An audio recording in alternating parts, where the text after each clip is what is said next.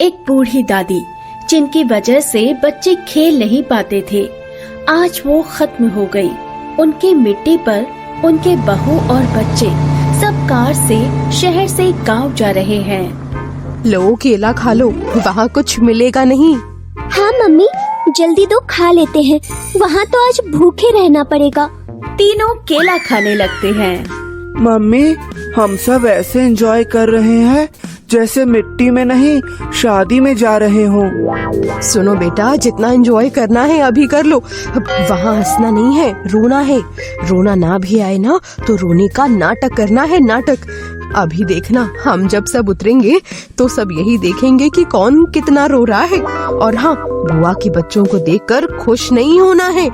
ऐसा शो करना है जैसे तुम लोगों को ज्यादा सदमा लगा है दादी के मरने का, और बुआ के बच्चों से रोने का कंपटीशन करना है। समझ गए ना तुम दोनों? हाँ, हम दोनों सब समझ गए। खुद रोना है वहाँ पर। और सोनी, तुम हंसना नहीं वहाँ पर, क्योंकि तुम्हें तो हर बात पे हंसी आती है, समझी? मम्मी, रोने के लिए एनर्जी चाहिए होती है, और केले खिलाओ तब न रो पाएंगे। हाँ बेटा, लो और खा लो, लेकिन किसी को बताना मत कि हम लोग रास्ते में खाते पीते आए हैं। कोई वहाँ पूछे तो कह देना कि खबर सुनते ही निकल पड़े थे और कुछ भी खाया ही नहीं जा रहा है। चलो, अब घर आने वाला है, जल्दी से रोना शुरू कर दो।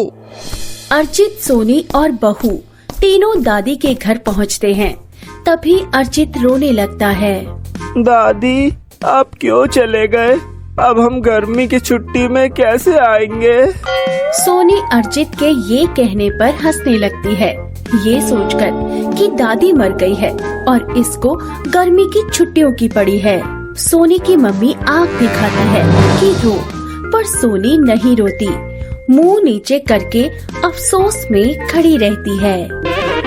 बहू बहुत रोती है और रोते रोते अपने बैग के ऊपर बैठ जाती है जिसमें केला रहता है। तभी सोनी कहती है, मम्मी, केले पिचक जाएंगे। अरे बेटा, तुमको इस टाइम भी खाने का सामान ही दिख रहा है। लो, इसमें कुछ कपड़े हैं, इसे जाकर अंदर रख दो। सोनी बैग रखने रूम में जाती है। वहाँ बहुत खुश हो जाती है क्योंकि उसकी कजन बहनें आई थी अपनी नानी की मिट्टी पर। अरे यार, आज तो मजा आ गया, तुम सबसे मिलना हो गया। सच में, दादी तो जाते जाते सबको मिलवा दी। हम सब अपनी स्कूल की वजह से जल्दी मिल नहीं पाते हैं। अब जल्दी से मिट्टी उठ जाए, फिर खूब खेलेंगे हम। हाँ, आज खूब एंजॉय किया जाएगा। दादी की दूसरी बहू रोने लगती है। सासू माँ, आप क्यों चली गई? उठते बैठते गाली देती थी, अब मुझे कौन गाली देगा? ना रो दीदी, मैं रोज गाली दूंगी आपको, अपनी माँ की जगह मैं लूंगी। दीदी, आपने तो दिल पे ले ली। तभी बड़ी बहू रोते रोते पलंग पर अपना सर टिका लेती है और थोड़ा सो जाती है। तभी पड़ोसी लोगों में एक दूसरे से इस बारे में बातें होने लगती हैं। कहीं रोते रोते बेहोश तो नहीं हो गए? नहीं, सो रहे हैं, जगाओ। दूसरी पड़ोसन हाथ से जगाती है। उठो, जाओ रूम में सो लो। बहू शर्मा कर उठ जाती है। दादी की मिट्टी उठ जाती है। कुछ औरत लोग, बहू बेटी, मोहल्ले वाले सब उदास बैठे थे। सब बच्चे गांव के बच्चों के साथ दादी के घर आकर खेलने लगते हैं। दादी की बेटी गुस्सा हो जाती है। निकलो अब यहाँ से, मिट्टी हुई है शादी नहीं जो तुम सब इतना खुश हो रहे हो। क्योंकि अब हमें डांटने वाला कोई नहीं है, इसलिए हम लोग ऐसे ही खेला करेंगे। ये सारे बच्चे खुश होकर खेलने लगते हैं। तभी पड़ोसी लोग कहती हैं, अच्छा, अब हम चलते हैं, फिर आएंगे। सब चली जाती हैं। दादी की बेटी कंचन रूम में देखती है कि घर के सारे बच्चे हंस रहे हैं। अरे इतना हंसो मत, गाओ मत, लोग क्या कहेंगे? इनकी दादी नहीं खत्म हो गई और ये सब खुश हो रहे हैं। मम्मी, सोनी अभी रो रही थी, उसको चोट लग गई। क्या कहा? सोनी रो रही थी? सगी दादी खत्म हो गई है सोनी की, आँख से एक आंसू नहीं निकला। अरे अर्जित रो रहा था तो कैसे हंस रही थी? सोनी कैसे रो सकती है? सोनी बेटा, एक बार रो कर दिखाओ, तुमको रोना आता भी है क्या? तो लगता है तुमको रोना ही नहीं आता। अभी रो रहे हैं पर अब नहीं रोएंगे। सोनी की आंख से आंसू बहुत बड़ी बात पर निकलते हैं, कोई छोटी बात पर नहीं। तो क्या दादी का मरना छोटी बात है क्या? नहीं, दादी का दुनिया से चले जाने से मुझे बहुत गम है। हाँ, वो तो दिख ही रहा है सबको कितना गम है। दांत अंदर जा ही नहीं रहे, इतना हंसा जा रहा है। चलो अब तुम सब सो जाओ। कंचन सबको डांट कर रूम की लाइट ऑफ कर देती है और सारे बच्चे बेड पर बेडशीट ओढ़कर लेट जाते हैं। सोच रही हूँ कृति को डराने का इससे अच्छा मौका कभी नहीं आएगा। चलो मजे लेते हैं। कृति, ये जो चादर तूने ओढ़ी है ना, दादी की मिट्टी पे यही चादर डाला गया था। कृति चादर फेंक कर सोनी से लिपट जाती है। सोनी, बचा लो मुझे। मजे ले रहे हैं, तुम इतना ज्यादा डर गई? गांव की 4 औरतें मिट्टी के बाद की चर्चा कर रही हैं। उस दिन देखी थी उसके घर उनकी बहू रास्ते में खाते हुए आए, तभी तो इतना देर में आई थी। तुम्हें कैसे पता चला? देखा था, केले के झोले पे बैठ गई थी। अच्छा, वो केले का झोला था, क्या तुम्हें लगा कपड़े का है? नहीं, वो तो लोगों को दिखाने के लिए झूठ बोला गया। सब ठूस के आए थे। उनकी बड़ी बहू तो रोते रोते मिट्टी के पास ही सो गई। कुछ लोगों को लग रहा कि बेहोश हो गई है। अरे, जब सास जिंदा थी तब तक तो सेवा नहीं की उसने, और अब लोगों को दिखाने के लिए इतने सदमे में है जैसे बेटी से ज्यादा दुख हो उसे। सदमे में होने का नाटक तो इसलिए किया जा रहा है क्योंकि घर पर मेहमान आए हैं और काम बहुत है। वो ऐसा नाटक कर रही है कि कोई उसे काम ही ना कहे। अरे वो सब छोड़ो और ये देखो कि 13वीं में कैसा इंतजाम होता है। रसगुल्ले में काजू रहता है कि नहीं, पूरी खास्ता रहती है कि नहीं। सच बताएं, जब से दादी बीमार थी हम समझ गए थे अब ये बहुत जल्दी गांव वालों को दावत देने वाली हैं। हाँ बहन, गम तो हमको भी बहुत है, बस खा लेंगे। ऐसा खाना खिलाया कहाँ जाता है, बिना खाए जाओ तो वो भी बुरा लगता है। जब तक 13वीं की पूरी नहीं, जब तक डेली नाश्ता तो मिलेगा। आज ही गए, उनकी बहू ने चाय नाश्ता कराया। अब तो डेली शाम की चाय उनके घर की होती है मेरी। छोटी बहू दादी के बक्से की तरफ देखती है। आज तो मजा ही आ जाएगा। न जाने बुढ़िया ने मुझसे क्या क्या छुपा कर रखा था, खोल कर देखती हूँ। जैसे ही छोटी बहू बक्सा खोलने लगती है तभी बड़ी बहू आ जाती है। तुम्हें क्या लगा था अकेले अकेले मेरी सास का सारा खजाना हजम कर लोगी? लेकिन इस पर सिर्फ मेरा हक है, मेरा, क्योंकि मैं बड़ी बहू हूँ और तुमसे पहले मैं आई थी इस घर में, समझी? सास की सेवा तुमसे ज्यादा मैंने की थी तो खजाने पे सिर्फ मेरा हक होगा। कितनी सेवा की थी हमने उनकी, कुछ पता भी है? आपसे तो ज्यादा ही की है। दोनों की लड़ाई की आवाज सुनते ही बच्चे और दादी की बेटी कंचन भी आ जाती है। वाह वाह, आप लोगों को लगा कि ननद दूसरे कमरे में है तो मिल बांट के आपस में रख लो। कौन भला बांट रहा है? मेरे सास के खजाने पे सिर्फ मेरा ही हक है। तुम दोनों का नहीं, सिर्फ मेरा हक है। मेरी माँ का घर, जमीन, सब कुछ तो तुम दोनों को मिला है। एक बेटी के हक में एक खजाना तक नहीं दे सकती। मैं ही अपनी माँ का खजाना देखूंगी, फिर देखते हैं कौन लेता है। कंचन बक्से को खोल कर देखती है तो बक्से में कुछ चद्दर दिखाई देती है। छोटी बहू सबसे पहले चद्दर को उठा लेती है। चादर रखो, पहले देख ले कि क्या क्या है, उसमें से एक चीज ले लेना, पर खजाना तो सिर्फ मेरा होगा। कहे दे हम, इस चद्दर पे मेरा मुन्ना पेशाब करेगा। अरे पैम्पर्स का जमाना है, चादर पे कोई पेशाब नहीं करता। इसकी दादी की चादर है, इसीलिए मेरा मुन्ना तो इसी चादर पे करेगा। ठीक है, पेशाब करने की खानदानी चादर बना लेना, अपने बाबू को भी दे देना और वो भी अपने मुन्ने को खानदानी चादर पे ही पेशाब कराएगा। कंचन और छोटी बहू की लड़ाई का फायदा उठाते हुए बड़ी बहू ने एक नई साड़ी उठा ली। जो बिना हमसे पूछे ये सारे उठाए हो ना, तो देखना पहनते ही तुमको हमारी माँ की आत्मा परेशान करेगी। कोई बात नहीं, गाजर का हलवा खिलाकर मना लेंगे। पहले भी नाराज होती थी तो गाजर का हलवा खिला के मना लेते थे। कंचन कुछ कपड़े हटाती है, तभी एक बॉक्स दिखता है। दोनों बहू और कंचन देखकर खुश हो जाती हैं। छोटी बहू जैसे ही हाथ लगाती है, कंचन उसका हाथ हटा देती है। इस खजाने पे मेरा ही हक है। मेरी माँ ने जिंदा रहते ही कह दिया था कि इस बक्से का सारा खजाना मेरी बेटी का है।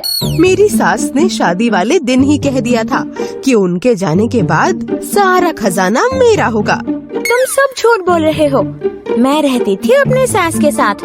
मरने के एक दिन पहले ही बोली, बक्से का ख्याल रखना, सारा सामान सिर्फ तुम्हारा है। उस खजाने में क्या था ये बताओ। सोने के जेवर है उसमें, वो मुझे बता कर गई है। झूठ बोल रही है ये जेवर होता तो कब का चुरा लेती, लेकिन ये कुछ ऐसा है जो ये चुरा कर बेच नहीं पाएगी। बताओ क्या था। सोने के सिक्के थे और क्या। दोनों झूठ बोल रही हो। इसमें सोने और हीरे का हार और अंगूठी है। जिसका जवाब सही निकला ये खजाना उसी का होगा। कंचन बॉक्स को खोलती है तो उसमें 25 पैसे का सिक्का और एक गुलाब की पंखुड़ी निकलती है। हे भगवान, ये देखने को मिला मुझे। मेरी सास का किसी और के साथ चक्कर था। अपने बीएफ की निशानी संभाल कर रखी हुई थी। इतना ख्याल रखती थी बक्से का जैसे कोई खजाना हो। लो बच्चों, सोनी नीति, इस 25 पैसे दुकान से कुछ खा लो। 25 पैसे देखकर दुकानदार कहीं हमें फकीर समझ के दान न देने लग जाए। कोई इस मोहब्बत की निशानी का मकबरा बनवा दे।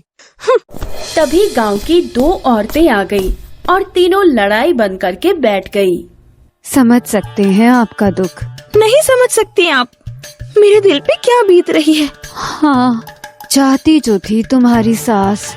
हाँ, वो तो आज पता चल गई इनकी मोहब्बत। सबको एक दिन जाना ही होता है ना। अच्छा, आप मेरी सास के निधन की बात कर रही हैं? हाँ बेटा, बहुत अच्छी थी। इतना अच्छा नेचर उनका था। इतने अच्छे लोग, पता नहीं क्यों जल्दी चले जाते हैं ऐसे अचानक से। 5 साल से बेड पे पड़ी थी। लैट्रिन से तो पूरा घर महकता था। परफ्यूम छिड़क कर हम तो गरीब हो गए। इतनी अच्छी थी, बिना चाय नाश्ता किए बिना हमको जाने ही नहीं देती थी। हाय, अब कौन हमको चाय नाश्ता पूछेगा। ये कहते ही एकटक छोटी बहू की तरफ देखती है। अब वो पूछेगी कि छोटी बहू कुछ कह ही नहीं रही। मुन्ना कहाँ है? दिख नहीं रहा है। दूध लेने भेजी हो क्या चाय बनाने के लिए?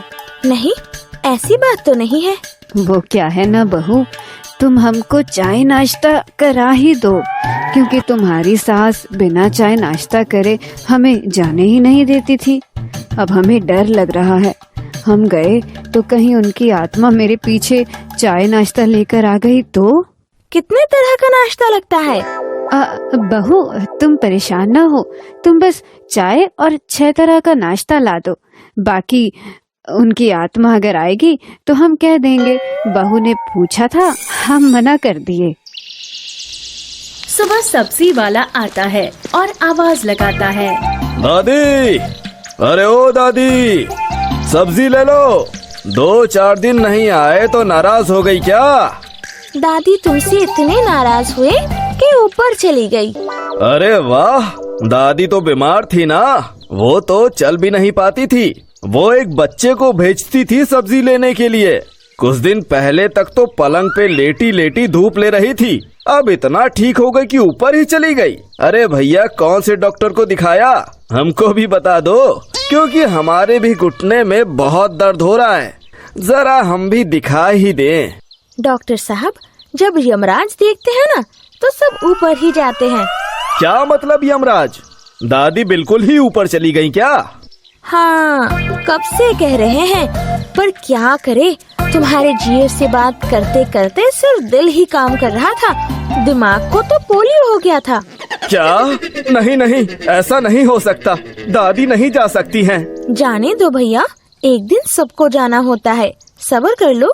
अरे भाभी, पूरे 2000 की बात है, मैं कैसे सब्र कर लूं? 500 रुपए होते तो मैं सब्र कर भी लेता, 2000 के लिए सब्र नहीं किया जाता। अरे भाभी, आप मेरा विश्वास करिए, उन्होंने इतना ही उधार लिया था। जाने दो भैया, मत रोइए। ठीक है, नहीं रोएंगे, आप मेरे पैसे दे दीजिए। मैं क्यों दूंगी, मेरे पास नहीं है। अच्छा ये बताइए कि 13वीं कब है? कुछ दिन बाद। ठीक है, 13वीं वाले दिन आएंगे और पूरा पेट भर के खाना खाएंगे, भले ही मेरा पेट खराब क्यों ना हो जाए। और गर्लफ्रेंड के घर वालों के लिए भी पैक करा के ले जाएंगे, क्योंकि उसके पापा शादी के लिए नहीं मान रहे। क्या पता 13वीं का खाना और रसगुल्ला देखकर ही मान जाए। आने दो 13वीं को, पूरे 2000 अपने वसूल कर लेंगे। 13वीं का दिन। आज दादी की 13वीं है। दादी के नाती पोती मेकअप कर रही है। तभी कंचन रूम में आ जाती है। अरे ये इतना सजा क्यों जा रहा है? दादी की शादी नहीं है, 13वीं है, 13वीं। जल्दी बाहर निकलो, सब मेहमान आ गए हैं। इतना कहते हुए कंचन बाहर चली जाती है। 13वीं हो या शादी फंक्शन, जैसा भी हो, लड़कियां मेकअप ना करे ऐसा तो हो ही नहीं सकता। दादी की बड़ी बहू अपने मायके वालों को खाना खिला रही थी। खाना पैक कर रहे हैं, लेकर जाना। अभी तक ये सदमे में थी कि होश में नहीं।